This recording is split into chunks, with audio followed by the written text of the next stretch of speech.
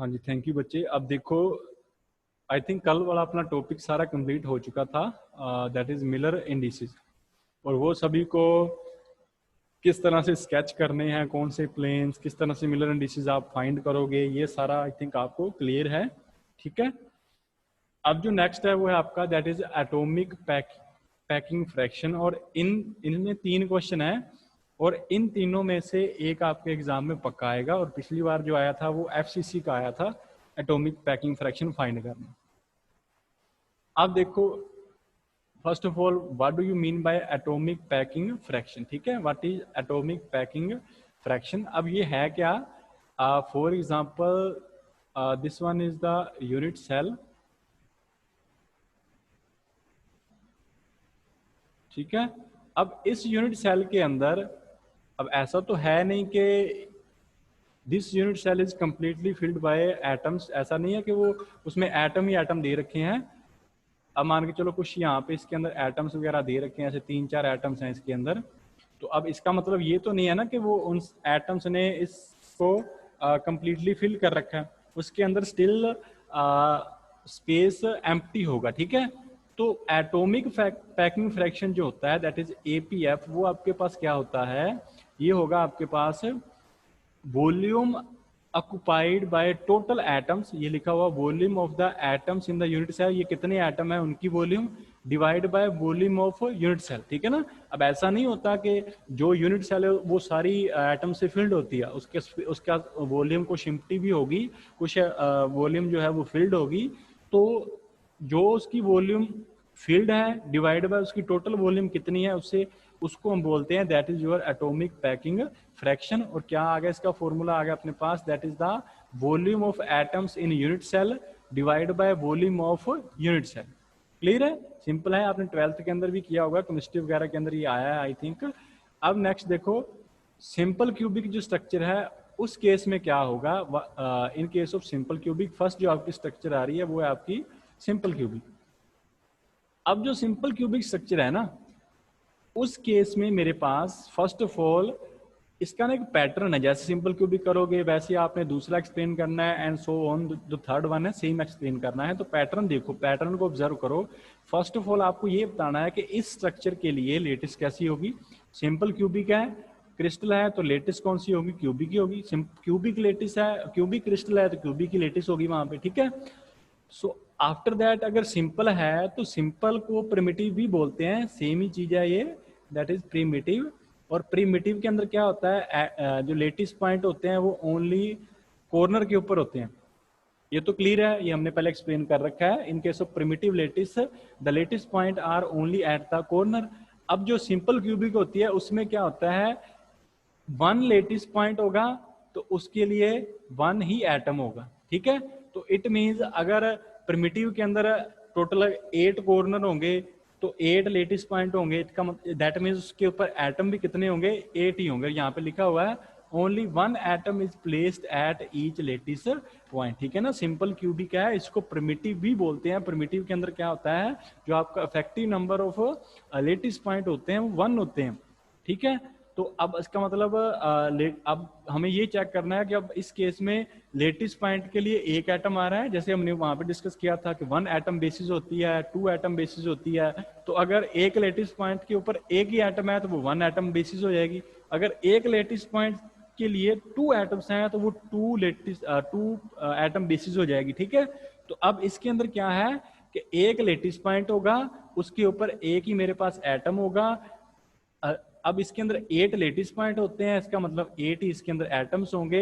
अब 8 कहां पर होते हैं, कॉर्नर के ऊपर होते हैं, इसका मतलब एटम भी कहां पर होंगे, वो भी आपके पास कॉर्नर के ऊपर होंगे। क्लियर है, अब जो नेक्स्ट आएगा वो क्या है, हमें कोऑर्डिनेशन नंबर फाइंड करना है फॉर ईच एटम। अब जो कोऑर्डिनेशन नंबर है ना, अब क्योंकि अगर क्लास वगैरह आपकी यहाँ पे चल रही होती कॉलेज के अंदर, तब आपको ये थोड़ा सा विजुलाइज करवाना थोड़ा सा क्या बहुत इजी हो जाता है कि ये कोऑर्डिनेशन नंबर जो है आप किस तरह से फाइंड करोगे। अब चलो यहाँ पे मैं फिगर वगैरह बना के जो भी मैं बेस्ट कर सकूँ वो देखो यहाँ पे, ये कंसिडर कर लो, मेरे पास ये लेटिस है, मेरे पास यहाँ पे मैं ड्रॉ कर रहा हूँ, ध्यान से देख लेना इसे। ये मेरे पास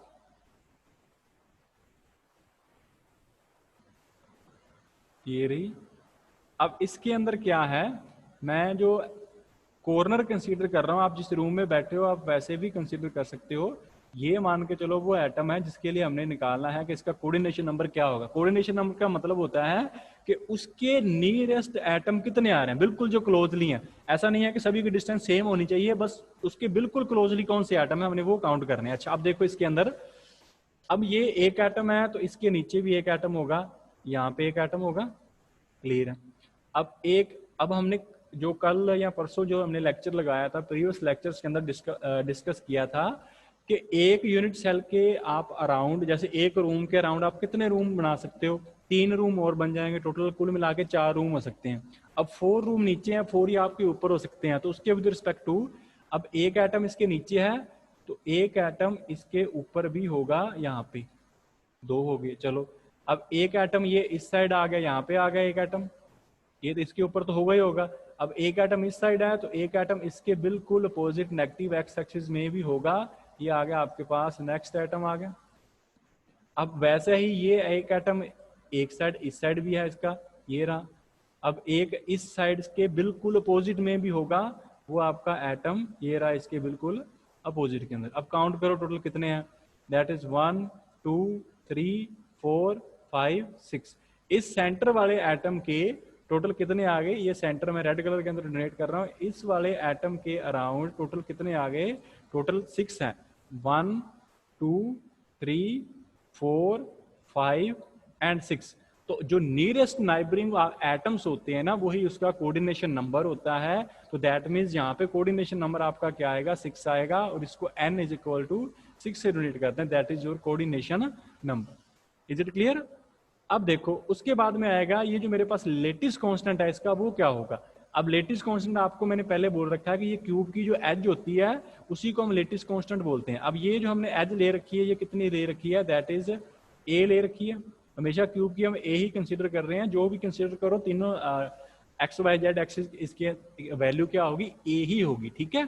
तो अब जो ये ए है ना, अब एक्चुअल में तो हमने एटम शो कर रखे हैं कि एटम एक यहाँ पे है, फिर स्पेस खाली है, फिर दूसरा एटम है, but that is not the actual case. Actual में क्या होता है, एक्चुअल में ये वाली सिचुएशन होती है, ये मेरे पास फर्स्ट एटम आ गया, बिल्कुल क्लोजली एटम होते हैं ना, कोई सॉलिड स्टेट की बात हो रही है, गैस तो है नहीं कि एटम बहुत दूर दूर होंगे, बिल्कुल क्लोज बाय एटम्स होते हैं। ये दोनों एटम्स बिल्कुल पास पास हैं, ये वाला एटम और ये वाला, ठीक है। अब अगर सेम एटम है, हमें पता है कि सेम टाइप के एटम होंगे तो उनका रेडियस सभी का सेम होगा। इसका अगर आर है तो इसका रेडियस ही मेरे पास क्या होगा, आर होगा। अब यहां से लेकर ये वाली, यहां से लेकर ये डिस्टेंस क्या है, ए है। इसका मतलब इन दोनों के सेंटर टू सेंटर डिस्टेंस वो भी क्या होगी, ए होगी। तो अब यहाँ पे center to center r plus r, इसका मतलब ए की वैल्यू कितनी आ जाएगी, 2r आ जाएगी, ठीक है। तो ये जो 2r होती है ना, इसको बोला जाता है that is the nearest neighbouring distance भी बोलते हैं इसको, ठीक है, नियरेस्ट नाइबरिंग डिस्टेंस। हमेशा 2r जो वैल्यू आएगी ना, हमेशा, चाहे वो सिंपल क्यूबिक है, चाहे वो बीसीसी है, चाहे वो एफसीसी है, उन सभी के लिए नियरेस्ट नाइबरिंग डिस्टेंस आपकी हमेशा ऑलवेज 2r ही रहेगी, ठीक है। तो अब यहाँ से अगर आप सोल्व करोगे तो r की वैल्यू मेरे पास क्या आ गई, a/2। यहाँ तक किसी बच्चे को कोई प्रॉब्लम है तो हैंड रेज कर लो, अगर कोई प्रॉब्लम है यहाँ तक, r is equal to a/2 तक। क्लियर है सभी को। अब नेक्स्ट देखो, अब नेक्स्ट इसमें क्या आएगा, अब हमने निकालना है, जैसे हमने effective number of lattice point पहले निकाले थे ना, अब हमने यहाँ पे इफेक्टिव नंबर ऑफ एटम्स निकालने हैं, ना कि लेटिस पॉइंट, ठीक है। अब यहाँ पे सिंपल क्यूबिक है, हमें पता है ईच लेटिस पॉइंट के ऊपर एक एक एटम होगा, तो इफेक्टिव नंबर ऑफ एटम्स को लिखते हैं n, स्मॉल n से, और नीचे लिखा होगा इफेक्टिव, ठीक है। उसका एक फॉर्मूला है, वो आप सभी को याद रखना है, this one is the formula, that is very important formula. इसकी हेल्प से आप डायरेक्टली निकाल सकते हो कि मेरे पास जो इफेक्टिव नंबर ऑफ एटम है वो कितने आएंगे। अब वो फॉर्मूला क्या है, वो फॉर्मूला है आपके पास 1/8 इंटू NC। NC क्या है, number of atoms at C का मतलब है कॉर्नर, ठीक है। अब कॉर्नर वालों का कंट्रीब्यूशन कितना होता है, 1/8 होता है ना, उस दिन मैंने करवाया था, हमने ये प्रीवियस लेक्चर्स के अंदर कर रखा है, दोबारा एक्सप्लेन करने का यहाँ पे कोई बेनिफिट नहीं है, ना ही इतना अपने पास टाइम है। कॉर्नर का कंट्रीब्यूशन होता है 1/8, फेस का कंट्रीब्यूशन क्या होता है, जो फेस के ऊपर आएंगे उनका कंट्रीब्यूशन 1/2 होता है, और जो सेंटर में आएगा वो तो सारा ही आ गया ना सेंटर में, तो दैट मीन्स उसका कंट्रीब्यूशन क्या है, 1 होगा, ये याद रखना हमेशा। प्लस में अब बाद में फेस वाले देखने हैं, उसका कंट्रीब्यूशन होता है 1/2 multiply by number of atom कहाँ पे आएंगे, फेस के ऊपर। प्लस में कंट्रीब्यूशन है 1 और नंबर ऑफ एटम कहाँ आएंगे, आई लिखा है, आई का मतलब इंटीरियर, सेंटर के अंदर कितने आएंगे, ठीक है। तो ये फॉर्मूला आपने याद करना है, ये वाला जो इस बॉक्स के अंदर है, ब्लू कलर का जो बॉक्स है, अब मैं रेड से ड्रॉ कर रहा हूँ, तो ये फॉर्मूला याद कर लेना, ठीक है। अब जो इस लेटिस को देखो, जो हमारे पास ये वाला क्रिस्टल है, इसके अंदर जो एटम्स है वो कहाँ पे हैं, सारे एटम्स कॉर्नर के ऊपर हैं, ना तो कोई सेंटर के अंदर है और ना ही विद इन द फेस है। तो इट मीन्स ये जो सेंटर है ये वैल्यू 0 हो जाएगी, ये वैल्यू आपके पास 0 हो जाएगी, बचेगी कौन सी, 1/8 इंटू एन सी। अब बचा क्या, 1/8 into N C, N C का मतलब है number of atom on the corners. अब कॉर्नर के ऊपर कितने एटम है, कॉर्नर के ऊपर 8 है, तो 8 से 8 कट करो, आंसर क्या आ गया, 1 आ गया आपके पास आंसर। क्लियर है ये वाली चीज, ठीक है। किसी को कोई प्रॉब्लम इसमें, इफेक्टिव नंबर किस तरह से फाइंड किए हैं, हो जाएगा। अब नेक्स्ट देखो, यहाँ पर ये देखो इफेक्टिव नंबर आ गया 1। अब इफेक्टिव नंबर निकालने के बाद अब हमने निकालना है जो अपना टॉपिक था, एटॉमिक पैकिंग फ्रैक्शन। अब देखो एटॉमिक पैकिंग फ्रैक्शन का फॉर्मूला क्या था जो हमने स्टार्टिंग में किया था, that is the volume of atoms, volume of atoms in unit cell, ठीक है। और नीचे आपके पास आएगी volume of v of unit cell आएगी। अब यूनिट सेल की वॉल्यूम क्या होगी, अब ये क्यूबिक है तो क्यूब की वॉल्यूम क्या होती है, ए क्यूब होती है, तो दैट इज वाई नीचे क्या लिया है, ए क्यूब। अब बात रही कि नंबरेटर के अंदर क्या है, अब वो देखना है। अब वॉल्यूम ऑफ एटम्स देखने हैं। अब एक एटम की वॉल्यूम कितनी होती है, 4/3 पाई आर क्यूब, और रेडियस हमने पहले ही फाइंड करके रखा है, आर की वैल्यू क्या आई थी, a/2 आई थी। तो ये तो एक एटम की वॉल्यूम है। अब टोटल नंबर ऑफ एटम्स कितने हैं अभी हमने फाइंड किया, जिसको हमने n इफेक्टिव से डोनेट किया है, उससे मल्टीप्लाई करोगे, तो इसीलिए यहाँ पे n इफेक्टिव आ गया। एक की वॉल्यूम कितनी है, 4/3 पाई आर क्यूब, और टोटल नंबर कितने हैं, n इफेक्टिव। अब यहाँ पे नंबर टोटल कितने हैं, 1 है, 4π/3 पाई आर की वैल्यू पुट करो, नीचे ए क्यूब है, कटिंग वगैरह करो, आंसर आपके पास क्या आएगा, आंसर आएगा π/6। तो π/6 को जब डिवाइड करोगे तो आपके पास आंसर आएगा 0.52। तो 0.52 को परसेंटेज में चेंज कर लो तो परसेंटेज कितना आ गया, 52%। इट मीन्स इस केस में एटॉमिक पैकिंग फ्रैक्शन आपका क्या है, दैट इज योर 52%। बस यहाँ तक ही आपने निकाल के आना है कि atomic packing fraction simple cubic में कितना होगा। क्लियर है, किसी बच्चे को कोई प्रॉब्लम इसके अंदर, एटॉमिक पैकिंग फ्रैक्शन किस तरह से फाइंड किया है, ठीक है। अब नेक्स्ट देखो, नेक्स्ट जो है मेरे पास, नेक्स्ट आएगी आपके पास सेकंड स्ट्रक्चर है, तो बीसीसी है आपके पास, उसका कैसे फाइंड करोगे, that is the body centre cubic crystal. अब अगर इसको बॉडी सेंटर में फाइंड करना है तो देखो सबसे पहले सेम प्रोसीजर है, जो लेटिस होगी वो कौन सी होगी, क्यूबिक है, क्योंकि क्यूबिक क्रिस्टल है तो लेटिस, दैट मीन्स कि वो क्यूबिक लेटिस होगी। चलो ठीक है। अब बॉडी सेंटर्ड है तो एटम कहाँ कहाँ होंगे, एक तो कॉर्नर के ऊपर होंगे और उसके बाद में कहाँ होंगे, बॉडी है तो सेंटर में एक होगा, centre of the cube. Clear है, इसमें कोई कंफ्यूजन नहीं है, दोनों पॉइंट क्लियर है। अब नेक्स्ट क्या आएगा, अब कोऑर्डिनेशन नंबर चेक करना, coordination number for a body centred cubic structure. अब सेंटर वाला जो है ना एटम, उसके लिए कोऑर्डिनेशन नंबर कितना होगा, अब वो देखो। अब वो मैं यहाँ पे यूनिट सेल ड्रॉ कर रहा हूँ दोबारा, उसकी हेल्प से देखना कि ये मेरे पास टोटल जो है वो क्या आएगा।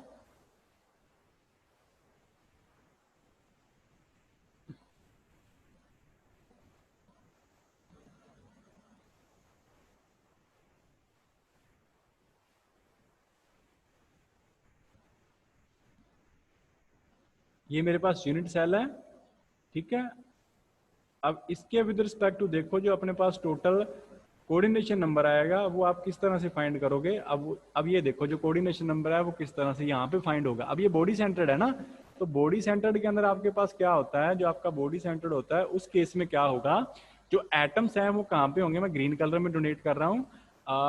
ये आपका फर्स्ट है, सेकेंड है, कॉर्नर के ऊपर होंगे ना, तो ये सारे कॉर्नर के ऊपर आपने एटम प्लेस कर देने हैं। ये सब कॉर्नर्स के ऊपर आगे आपके पास एटम्स आ गए, ये एटम्स हैं, चलो ठीक है, एटम आगे कॉर्नर के ऊपर। अब एक एटम तो बॉडी सेंटर में भी है ना, तो एक एटम इसके बिल्कुल सेंटर में भी एक एटम होगा। अब वो एटम आप सेंटर में मान के चलो, अलग कलर से मैं डोनेट कर रहा हूँ, येलो कलर, येलो, चलो ब्लू कलर से कंसीडर कर लो। ये आपका बिल्कुल सेंटर वाला है, ये ध्यान रखना, ये ऐसा नहीं किसी प्लेन के अंदर है, ये सेंटर में है। अब इस सेंटर एटम के लिए हमें ये देखना है कि इसके नियरेस्ट नाइबरिंग जो एटम है वो कितने हैं। अब सपोज करो आप जिस रूम में बैठे हो ना, आप उस रूम के बिल्कुल सेंटर में खड़े हो। नो खड़े होने का मतलब ये नहीं है कि आप ग्राउंड पे खड़े हो, आप बिल्कुल सेंटर में हो, आप मान के चलो हवा में उड़ रहे हो बिल्कुल उस रूम के सेंटर में, सपोज करो, ठीक है। अब तो दैट मीन्स कि ये आपके पास क्या आ गया, एक एटम बिल्कुल इसके साथ, ये एक एटम सेम डिस्टेंस पे है, ये वाला ऊपर वाला जो कॉर्नर है ये भी सेम डिस्टेंस पे है, ये सेम डिस्टेंस पे, 4 हो गए। उसके बाद में ये नीचे वाला सेम डिस्टेंस है, ये भी सेम डिस्टेंस होगा, ये भी सेम है और ये भी सेम है। टोटल कितने हो गए, 8 हो गए ना। आप जिस रूम में बैठे हो उस रूम में आप कंसीडर कर लो कि आप एयर में फ्लाई कर रहे हो, बिल्कुल सेंटर में हो उस रूम के। तो आपके सेंटर से टोटल आपकी जो सीलिंग है, जो आपकी छत है, उसके 4 कॉर्नर आपके सिर के ऊपर है बिल्कुल सेम डिस्टेंस पे, और सेम आपके जो पैर हैं उसके 4 पॉइंट नीचे हैं जो आपका ग्राउंड है, और टोटल कितने पॉइंट हो गए, 8 पॉइंट हो गए। तो इट मीन्स इसका कोऑर्डिनेशन नंबर क्या होगा, इसका कोऑर्डिनेशन नंबर होगा n इज इक्वल टू 8। किसी को कोई कंफ्यूजन तो नहीं है, क्लियर है। तो ये आपके पास आ गया कोऑर्डिनेशन नंबर, टोटल आपके पास क्या होगा, 8 होगा। अब नेक्स्ट देखो, अब फिर क्या करना है, आपने effective number of atoms find करना है यूनिट सेल के अंदर। उसका फॉर्मूला फिर वही फॉर्मूला यहाँ पे लिखा हुआ है, ये देख लो सेम है फॉर्मूला, बट अब इसके अंदर सिचुएशन क्या चेंज हुई कि अब 8 तो कहाँ पर है, ये तो आगे कॉर्नर के ऊपर, नंबर कॉर्नर के ऊपर। एक एटम आपका बिल्कुल सेंटर में भी है, तो सेंटर के लिए आपका कौन सा था, Ni था ना, Ni था। NF 0 है, यहाँ पे फेस पे कोई नहीं है, NF क्या आ गया 0। तो फॉर्मूला अप्लाई करोगे, ये देखो NF की वैल्यू 0 ली है, NC की वैल्यू 8 ले रखी है, Ni की वैल्यू 1 ले रखी है। टोटल सोल्व करो, आपके पास आंसर क्या आ गया, 2 आंसर आ जाएगा। ठीक है, हो जाएगा, सिंपल है। इफेक्टिव वैल्यू किस तरह से फाइंड करोगे, ठीक है, यहाँ से फाइंड कर लेना 1/8, ये कॉर्नर में कितने हैं, 8 थे। उसके बाद में फेस पे तो कोई है ही नहीं, 0 आ गया। इंटीरियर क्या है, सेंटर पे क्या है, एक है, बॉडी सेंटर्ड है तो सेंटर पे एक होगा।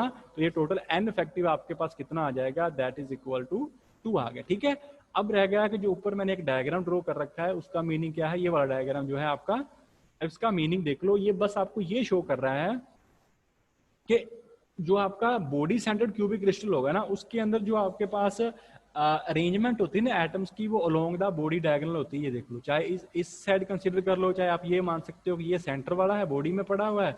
एक आप इस साइड कंसीडर करोगे, एक यहाँ से नीचे कंसीडर करोगे, आप डायगोनल कौन सा कंसीडर करोगे, ये वाला। ठीक है, तो जो अरेंजमेंट होती है एटम्स की वो अलोंग द बॉडी डायगोनल होती है। ठीक है, और इसी हम कंसेप्ट को आगे यूज करके जो नियरेस्ट नार्बिंग डिस्टेंस है ना, जैसे पहले सिंपल केस में तो ये आ गया था कि ये एक एटम यहाँ पे है, दूसरा एटम यहाँ पे था, दोनों के अंदर जो डिस्टेंस थी वो a होती है, दोनों का रेडियस क्या है, r है, तो टोटल क्या आ गया 2r। अब ये सेम सिचुएशन हमने यहाँ पे अप्लाई करनी है और वहां से चेक करना कि रेडियस क्या आएगा। ठीक है, अब वो देखो किस तरह से फाइंड करोगे। अब यहाँ पे ये रहा, अब ना इसके अंदर जो ये लिखा हुआ है, इन दिस केस, ये जो मैंने कट कर रखा है ना, बस वो छोड़ देना, इसको नहीं करना जो कटिंग वगैरह कर रखी, ये कट कर रखा है और ये डायग्राम गलत हो गया था, ये कट कर रखा है। ठीक है, अब दोबारा मैंने नहीं बनाया, दोबारा ड्रॉ करना थोड़ा सा लेंथी प्रोसीजर है, तो इसको देख लेना एक बार।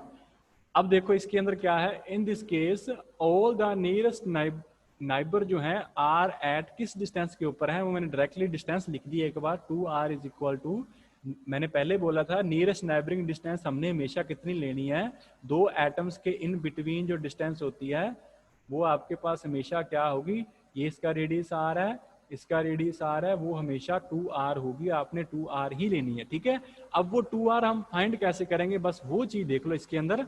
अब इसको फाइंड करने के लिए हमने क्या किया, हमने यहाँ पे जो आपके पास जो ड्रॉ कर रखी है, ये जो क्यूब ड्रॉ कर रखी है, क्यूबिक क्रिस्टल बॉडी सेंटर्ड है। अब इसके कॉर्नर के ऊपर 8 एटम्स पड़े हुए हैं, रेड कलर्स के अंदर आपको दिख रहे हैं, और एक ये सेंटर के अंदर पड़ा हुआ है। अब इनको मैंने नेमिंग दे रखी है, ये जो आपका फर्स्ट एटम है इसको मैंने नंबर दे दिया, दैट इज फर्स्ट है। उसके बाद में ये बॉडी सेंटर वाला एटम है, इसको मैंने नंबरिंग दे दी, ये आपका क्या है 2 है। उसके बाद में ये वाला जो आपका एटम है, ये आपको नंबरिंग दे दी, इसकी 4 है। ये वाला जो एटम है इसकी नंबरिंग दे दी, इसका ये कौन सा है आपके पास, 3rd। ठीक है, तो ये 4 एटम मैं कंसीडर कर रहा हूँ। अब ये 4 यहाँ पे क्यों कंसीडर कर रहा हूँ, अभी मैंने बोला है कि इसके अंदर जो अरेंजमेंट होती है वो अलोंग द बॉडी डायगोनल होती है। तो देखो ये जो है I am representing with blue colour, ये जो लाइन है ये बॉडी डायगोनल है इसका, देखो ये बॉडी डायगोनल है। सिमिलरली ये भी इसका एक डायगोनल है नीचे, तो हम डायगोनल टू डायगोनल चेक कर रहे हैं। और ये देखो एक तरह का आपके पास वो बन गया ना, ट्रायंगल शेप आ गई जहाँ पे आप पाइथागोरस थ्योरम अप्लाई कर सकते हो। तो ये हमने इस सिचुएशन के लिए किया है, यहाँ से इसकी वैल्यू को सोल्व करने की। ठीक है, तो अब देखो ये टोटल ओवरऑल बाकी एटम्स हैं वहां पे, उनसे सोल्व करोगे तो भी रिजल्ट सेम आएगा। जस्ट हमने यहाँ पे सोल्व करने के लिए जो एटम चूज कर रखे हैं, दैट इज फर्स्ट है, सेकंड है, थर्ड है और फोर्थ है। 4 एटम्स लिए हैं, उनसे वैल्यू हमने फाइंड करनी। ठीक है, अब वो वैल्यू देखो किस तरह से फाइंड करोगे। अब वो एटम्स की अरेंजमेंट देखो, मैंने पहले अभी बोला था कि जो आपके एटम्स होते हैं ना वो इतने दूर नहीं होते, एटम्स लगभग आपके क्लोज बाय ही होते हैं। अब वो देखो, अगर तो मैं फर्स्ट एटम ये होता और सेकंड आपका ये होता, फिर तो इन दोनों को मैं क्लोज बनाता कि पहला एटम ऐसे आता, उसके बाद में दूसरा आपका ऐसा एटम जो है इस तरह से होता। पर अब हमने ये लिया नहीं, हमने कौन सा ले रखा है, थर्ड एटम ले रखा है। इसका मतलब फर्स्ट और थर्ड में डिस्टेंस आएगी। जैसे ये देखो एम्प्टी है ना, बिल्कुल कुछ नहीं है, तो इसीलिए फर्स्ट और थर्ड देखो, ये आपका फर्स्ट है, ये आपका फर्स्ट है, ठीक है, और ये आपका थर्ड है। इन दोनों के अंदर क्या है, डिस्टेंस है, और वो डिस्टेंस कितनी होगी। अब इस डायग्राम को देखो, क्यूब वाला जो डायग्राम है, ये जो आपकी शेप कौन सी बन रही है, ये यहाँ पे आपका ट्रायंगल बन गया। तो पाइथागोरस थ्योरम अप्लाई कर सकते हो।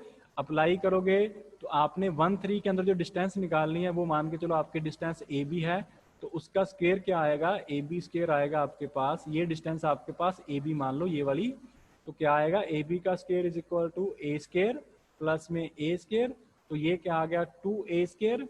तो अगर ए बी फाइंड करोगे तो ए बी फिर क्या आएगा, that is equal to √2a आ जाएगा। Is it clear.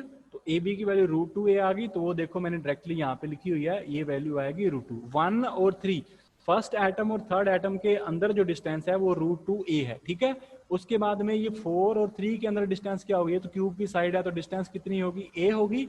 ये देखो यहाँ पे ये 4 और 3 के अंदर डिस्टेंस कितनी ले रखी है, ये रही, और कितनी ले रखी है, a चूज कर रखी है। ये दोनों चीजें किसी बच्चे को कंफ्यूजन 1 3 और 4 3, 1 4 छोड़ दो एक बार, 1 3 एंड 4 3 क्लियर है सभी को।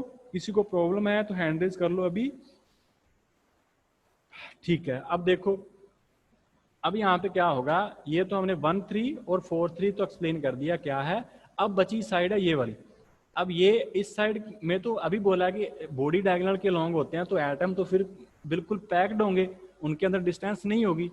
और अभी मैंने करवाया है कि सारे एटम्स का साइज सेम होगा, तो सभी का रेडियस r होगा। तो यहाँ पे रेडियस देखो कितने हो गए, एक रेडियस ये रहा r, दूसरा रेडियस ये रहा r, उसके बाद में यहाँ से ये आगे जाएगा तो ये तीसरा रेडियस, यहाँ से लेकर ये पॉइंट तक क्या आ गया, फोर्थ रेडियस। तो कुल मिला के टोटल डिस्टेंस कितनी आ गई, 4 रेडियस हैं कुल, तो 4r आ गए। ठीक है, ये टोटल डिस्टेंस, इस साइड वाली 4r आ गई, इस साइड वाली √2a फाइंड कर ली।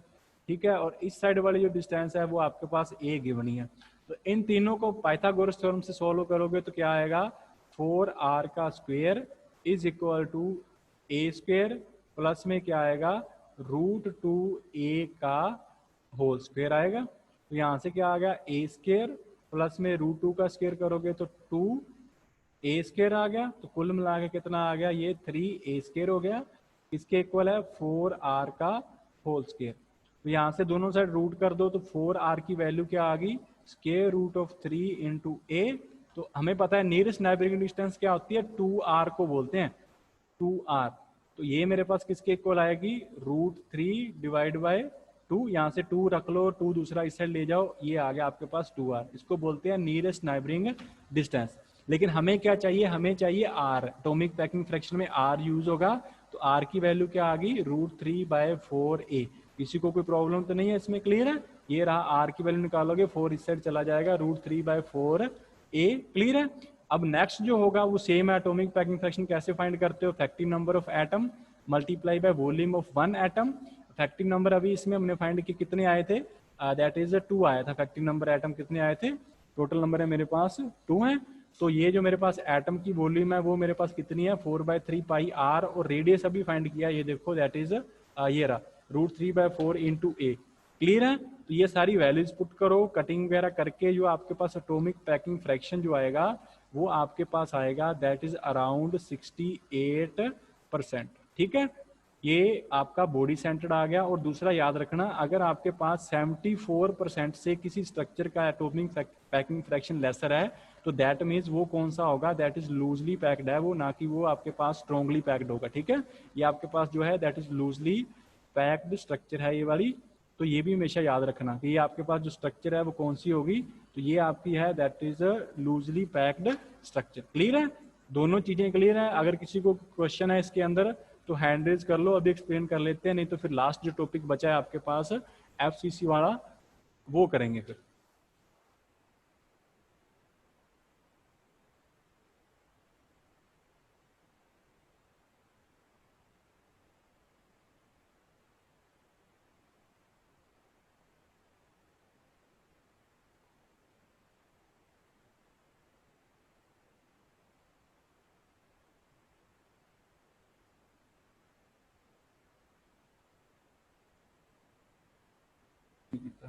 ठीक है बच्चे, क्लियर है। अब देखो नेक्स्ट कौन सा है, लास्ट वाला टॉपिक है, इसी का पार्ट है, दैट इज फेस सेंटर्ड है। अब ये देखो दो हो गए ना, सिंपल वन हमने कर लिया है, सिंपल को प्रिमिटिव बोलते हैं, एंड सेकंड वन जो आपका है दैट इज योर बीसीसी है, वो आपका क्लियर है। अब जो लास्ट वन है दैट इज योर एफसीसी है। Now in this structure the procedure will be same, you need to find effective number and then packing, then radius, then atomic packing fraction। ठीक है, तो अब देखो इसके अंदर जो आपका एफसीसी स्ट्रक्चर है उसके अंदर मेरे पास स्टार्टिंग क्या है, लेटिस कौन सी है, आल्सो क्यूबिक। एटम्स कहाँ कहाँ पे होंगे, कॉर्नर पे होंगे और ईच फेस के ऊपर होंगे, क्योंकि फेस सेंटर्ड है तो atoms will be present at the corners and also at the each face. ठीक है, अब कोऑर्डिनेशन नंबर फाइंड करना है, coordination number for each atom that is 12। अब यहाँ पे बच्चे सोल्व, ये फेस सेंटर थोड़ा सा कम्प्लेक्स है, मैं यहाँ पे शो नहीं करवा सकता कि ये टोटल 12 कैसे बनेंगे, चलो देखते हैं एक बार, शायद बनी जाए।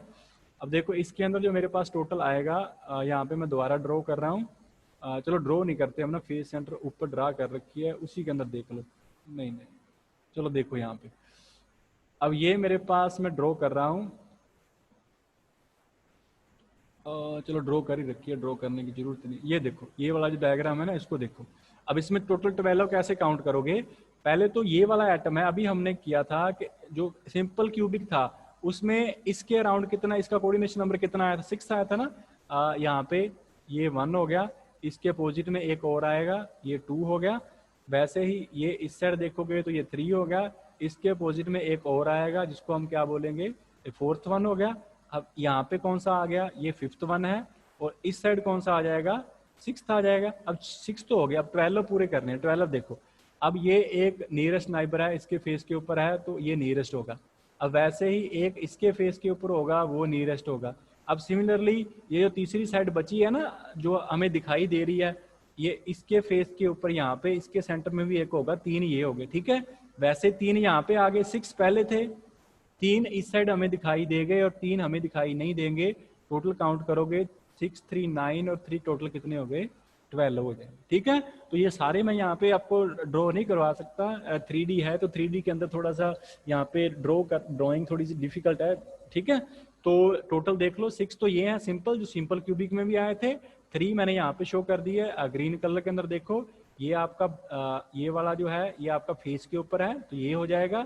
उसके बाद में ये वाला भी आपका फेस के ऊपर है तो ये हो जाएगा, और ये जो है ये दूसरा जो पीछे वाली फेस है, दीवार है, उसके ऊपर पड़ा है। ठीक है, तो 3 यहाँ पे दिखाई दे रहे हैं, 3 वैसे ही यहाँ पे 3 होंगे। ठीक है, इस साइड 3 हो जाएंगे, इस साइड कुल मिला के 3 होंगे, तो टोटल कितने हो गए, 6 and 3 9, 9 + 3 टोटल कितने हो गए, 12। ठीक है, तो ध्यान रखना कहाँ पे बन रहे हैं और कैसे बनेंगे, ये आपके पास टोटल आपको क्लियर होना चाहिए। अब नेक्स्ट देखो, अब इफेक्टिव नंबर फाइंड करने, कोऑर्डिनेशन नंबर तो हमने फाइंड कर लिया कि 12 होगा। अब इफेक्टिव नंबर कैसे फाइंड करोगे, इफेक्टिव नंबर ऑफ एटम, अब एक तो कॉर्नर के ऊपर है तो 1/8 × 8 आ गया। अब फेस के ऊपर है तो फेस का कंट्रीब्यूशन 1/2 होता है, मल्टीप्लाई बाय फेस के ऊपर होंगे कितने, 6 होंगे ना। जैसे अपने आप जिस रूम में बैठे हो उसकी फेस काउंट कर लो, टोटल आपके 6 फेस हैं, 4 तो वॉल्स हैं, एक सीलिंग है और एक ग्राउंड है, 6 हैं तो 6 ही एटम होंगे।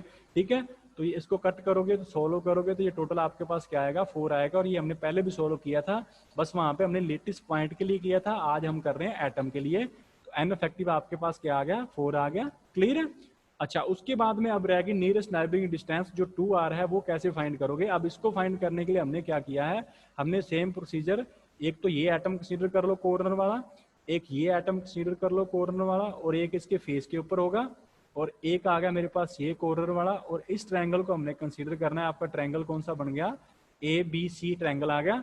तो उसके अंदर आपके पास जो ये फॉर्मूला है, पाइथागोरस थ्योरम अप्लाई करोगे तो उसके अकॉर्डिंग आपके पास क्या आएगा, AC का square is equal to AB का स्क्वायर प्लस में BC का स्क्वायर। अब AB की वैल्यू कितनी है, AB की वैल्यू A है, BC की वैल्यू A है, क्योंकि क्यूब है तो क्यूब की ईच साइड क्या होती है, सेम होती है। तो A square plus A square, ये कितना आ गया, 2A स्क्वायर। AC की वैल्यू फाइंड करोगे, दोनों साइड रूट कर दो, AC की वैल्यू कितनी आ गई, square root of 2 into A। ठीक है, पाइथागोरस थ्योरम अप्लाई करनी है, बिल्कुल ईजी है ये, तो हो जाएगा, इसमें कोई प्रॉब्लम नहीं होगी। ठीक है, क्लियर है सभी को। अब नेक्स्ट देखो, अब हमने AC की वैल्यू फाइंड कर ली, AC क्या आएगा, ये आ गया मेरे पास AC। बट अब ध्यान से देखो, AC तो यहां से लेकर इस एटम से इस एटम तक की डिस्टेंस है, लेकिन हमने नियरेस्ट नाइबरिंग फाइंड करनी है, तो वो तो हाफ होगी ना, टोटल AC का हाफ। तो AC की वैल्यू मेरे पास दे रखी है √2 इंटू A, बट हमें फाइंड करना है AC/2, ये क्या आएगा, √2 डिवाइड बाई 2 इंटू A। तो इसको कट करोगे तो ये बचेगा 1/√2 इंटू A, और AC/2 आपकी क्या है, ये डिस्टेंस, इसी को नियरेस्ट नाइबरिंग बोलते हैं। तो नियरेस्ट नाइबरिंग को क्या लिखते हैं, 2r। 2r की वैल्यू क्या आएगी, 1/√2 इंटू A। अब यहाँ से r फाइंड कर लो, तो r क्या आ गया, 1/2√2 इंटू A आ गया। क्लियर है, किसी को कोई प्रॉब्लम इसमें, रेडियस वगैरह किस तरह से फाइंड करोगे, रेडियस फाइंड हो गया यहाँ पे। ठीक है, अब जो नेक्स्ट है वो देखो यहाँ पे, नेक्स्ट हमने रेडियस फाइंड कर लिया, इफेक्टिव नंबर फाइंड कर लिया, बचा क्या, एटॉमिक पैकिंग फ्रैक्शन बचा। ये सारी वैल्यूज पुट करो, एन इफेक्टिव एक एटम की volume divide by unit cell की वॉल्यूम, एन इफेक्टिव यहाँ पे क्या है, 4 है, रेडियस की वैल्यू ये है अभी हमने फाइंड की है, ये यूज करो, टोटल कट करो, सोलो करो, 0.74 आ गया। तो यहाँ पे जो एटॉमिक पैकिंग फ्रैक्शन आएगा, दैट इज योर 74% आएगा। ठीक है, तो ये कौन सा स्ट्रक्चर होगा, that is strongly bounded structure है ये वाली। ठीक है, इससे पहले जो दोनों की हैं वो आपकी कौन सी हैं, those are loosely bounded structure. ठीक है, हो जाएगा, इसमें किसी बच्चे को कोई प्रॉब्लम है तो हैंड रेज कर लो, नहीं तो आपका ये टोटल टॉपिक है वो आपका कंप्लीट हो चुका है। किसी को कोई प्रॉब्लम है तो अभी हैंड रेज कर लो, एक्सप्लेन कर लेते हैं, अपने पास 2-3 मिनट पड़े हैं अभी।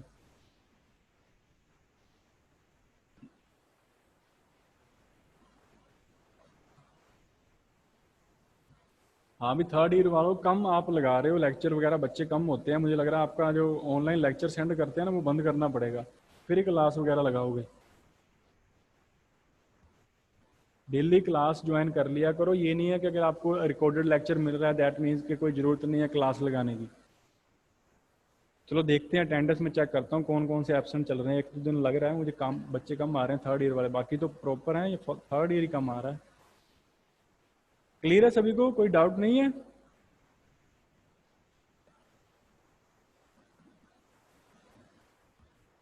हाँ बच्चे, शकीला आपको कोई डाउट है। सर डाउट तो नहीं है, पर ये बोलना था कि रिकॉर्डिंग यूट्यूब पे डाल दिया करो, वहां से थोड़ी हेल्प मिल जाती है, औरों के चक्कर में हम क्यों रहे। अच्छा ठीक है, ये तो बात सही है, औरों के चक्कर में अपना नुकसान तो नहीं होना चाहिए। जी सर। ठीक है बच्चे, कोई नहीं, डाल देंगे, कोई दिक्कत नहीं है। Okay, thank you.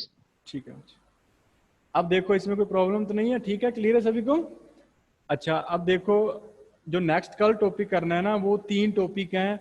अब फिर मैं बोलूंगा कि उनमें से भी एक क्वेश्चन आएगा, तो आपको तो ये लगेगा कि सर झूठ ही बोल देते हैं, डेली जो भी करवाते हैं उसमें से बोल देते हैं एग्जाम में आएगा, इतना थोड़ा एग्जाम में आएगा।